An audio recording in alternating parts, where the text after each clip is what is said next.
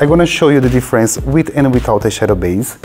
I'm gonna take a bit the product on my hand and just apply and warm up a bit. And this is a creamy product, and you already create a base for the eyeshadow.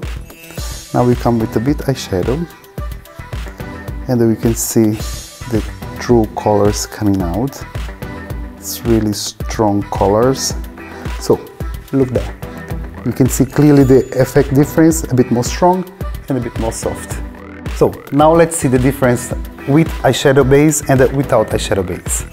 So take a bit the eyeshadow base, put in your hand, warm up a bit, and applying the whole eyelid, a thin layer, and blend well.